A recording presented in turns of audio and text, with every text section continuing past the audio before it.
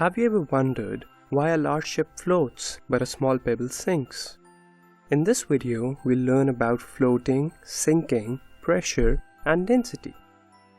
Density is a measure of how heavy something is, relative to its size. It can be calculated using the equation density equals mass over volume.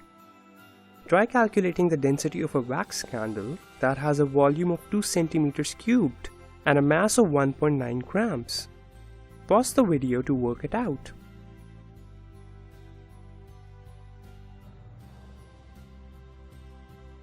We can use density to predict whether an object will float or sink when it is placed in a liquid. If the object is more dense than the liquid, it will sink. If the object is less dense than the liquid, it will float. Water has a density of 1 gram per cubic centimeter. Will the wax candle with a density of 0.95 grams per cubic centimeters float or sink in water? That's right, the density of the candle is less than the density of water, so it will float. Lead has a density of 11.3 grams per cubic centimeter, and liquid mercury a density of 13.5 grams per cubic centimeter. What would happen if a block of lead were placed in a beaker of liquid mercury? Pause the video while you think. The lead would float in the liquid mercury.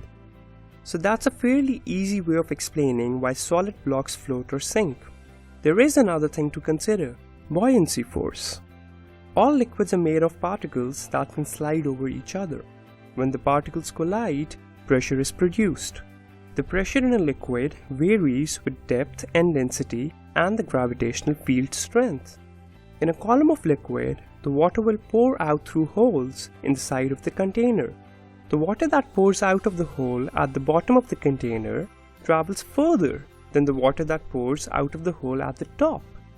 This is because the water at the bottom of the container is under greater pressure than the water at the top. The mass of the particles pushing down on the water at the bottom of the container creates more pressure. The deeper the liquid, the greater the pressure. We can use these facts to derive the formula P equals rho GH, where P equals pressure, rho equals density, H equals depth, and G equals gravitational force. Imagine a cuboid submerged in a tank of liquid.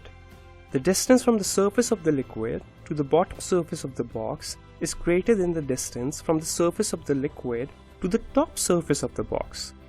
So H2 is bigger than H1.